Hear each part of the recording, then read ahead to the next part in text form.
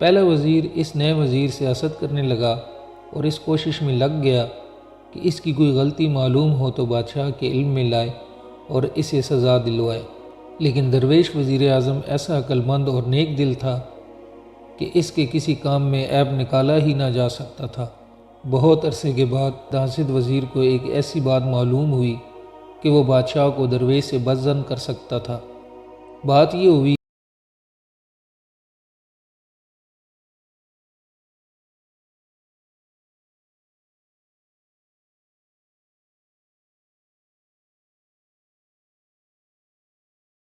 حضرت سعدی رحمۃ اللہ علیہ بیان کرتے ہیں کہ ایک درویش جس کی پیشانی سے نیکی اور دانائی کا نور ظاہر ہو رہا تھا اور جس کا جسم جوانوں کی طرح مضبوط تھا، اس حالت میں بادشاہ کے حضور پہنچا کہ اس کے لباس پر اوپر نیچے سینکڑوں پیوند لگے ہوئے تھے۔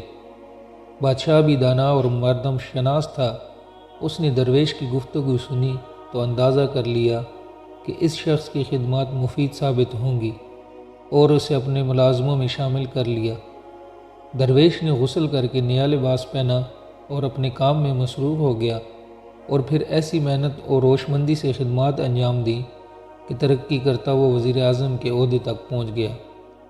پہلا وزیر اس نئے وزیر سے حسد کرنے لگا اور اس کوشش میں لگ گیا کہ اس کی کوئی غلطی معلوم ہو تو بادشاہ کے علم میں لائے اور اسے سزا دلوائے، لیکن درویش وزیر اعظم ایسا عقل مند اور نیک دل تھا کہ اس کے کسی کام میں عیب نکالا ہی نہ جا سکتا تھا۔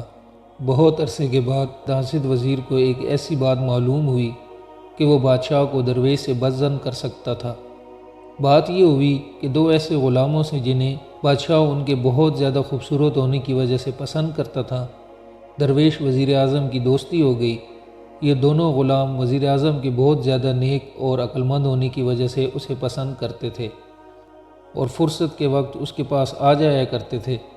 درویش بھی ان سے بہت شفقت سے باتیں کرتا تھا۔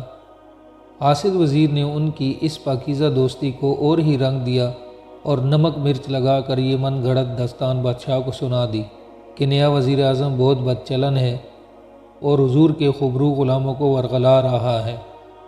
بادشاہ سنی سنائی باتوں پر یقین نہ کرتا تھا۔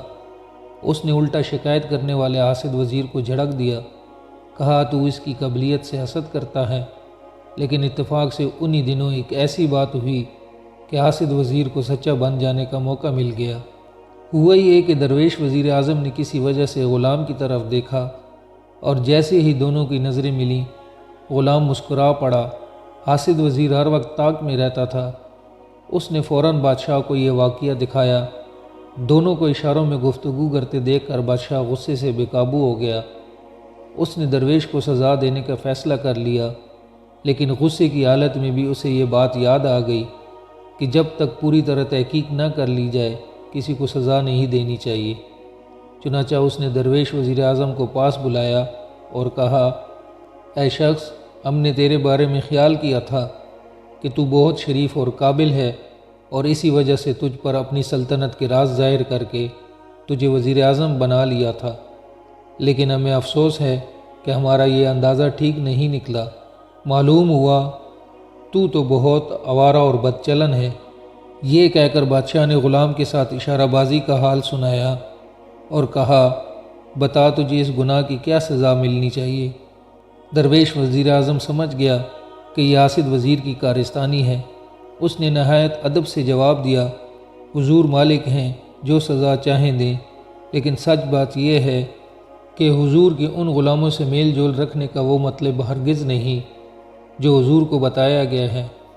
اس کی وجہ صرف یہ ہے کہ جوانی کے دنوں میں میں بہت خوبصورت تھا۔ حضور والا کے ان غلاموں کو دیکھ کر مجھے اپنی وہ زندگی یاد آ جاتی ہے اور اسی اچھی یاد کو تازہ رکھنے کے لیے میں ان سے باتیں کرتا ہوں۔ بادشاہ کو یہ بات ٹھیک معلوم ہوئی۔ اس نے درویش وزیر کی تعریف کی، اسے انعام و اکرام سے نوازا اور حاسد وزیر کو سزا دی۔ حضرت سعدی رحمۃ اللہ علیہ نے اس حکایت میں دو زرعی اصول بیان کیے ہیں، ایک عام آدمی کے لیے اور دوسرا حکمرانوں اور صاحب اختیار لوگوں کے لیے۔ عام لوگوں کو وہ یہ باور کراتے ہیں کہ اعلیٰ اوصاف ہی انسان کو خاک سے اٹھا کر افلاک پر پہنچانے کا باعث بنتے ہیں۔ ان میں شیریں گفتاری، حوصلہ اور نیک چلنی سیر فہرست ہیں۔ درویش نے ان اوصاف کے باعث نہ صرف ترقی کے اعلیٰ مدارج طے کیے بلکہ اپنے دشمن کی سازش کو بھی ناکام بنا دیا۔ حکمرانوں کے لیے سعدی رحمۃ اللہ علیہ کا مشورہ یہ ہے کہ عہدوں کے لیے بہتر لوگوں کا انتخاب غصے کی حالت میں ہوش و حواس پر قابو رکھنا اور پوری تحقیق کے بعد فیصلہ کرنا، یہ وہ اصول ہیں جو حکومت کو دوام اور حکمران کو حیات جاوید عطا کرتے ہیں۔